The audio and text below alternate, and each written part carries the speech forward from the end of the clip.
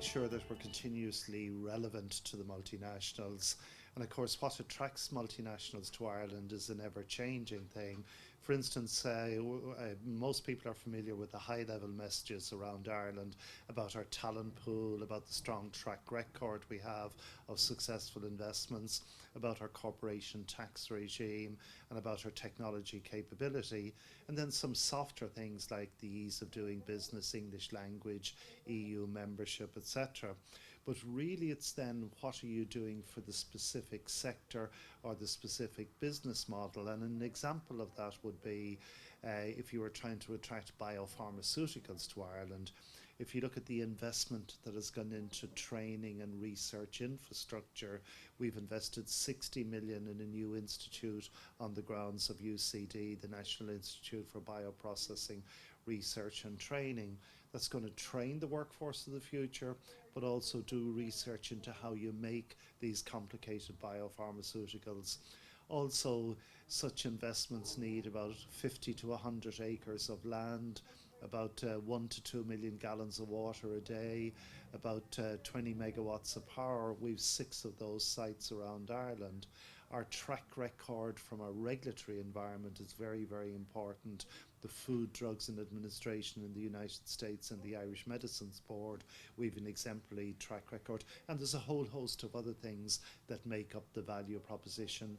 Typically, companies have listed up between 10 and 20 areas that they're scoring a country.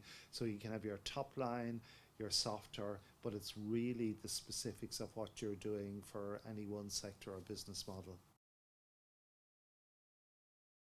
Well, we would see a strong part of the growth occurring in 3 sectors. The technology sector, which is very, very broad because it's the established players like the IBMs, the Intels, the Microsoft, to the new players, the Googles, the eBay, the PayPal, so the broad technology sector.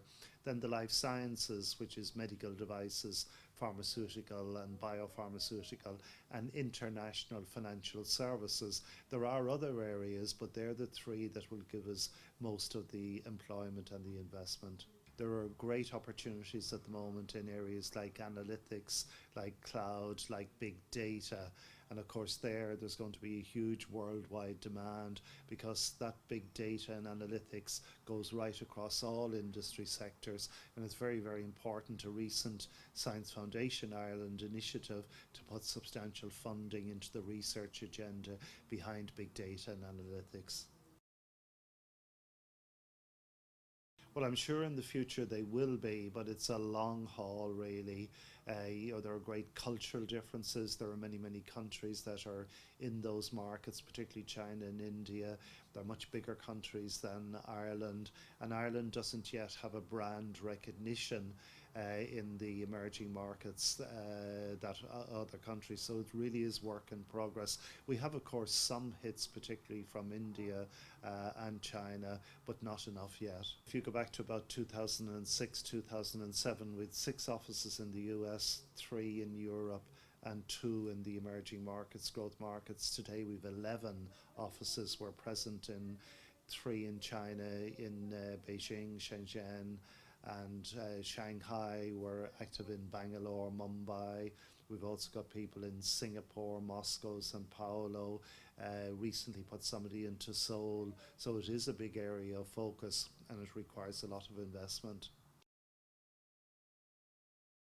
Well, I think first of all there is a worldwide demand for skills, particularly those related to the STEM, the science, technology, engineering and maths. That's definitely the case, that anybody entering that track or that stream, I think the employment prospects will be very, very good.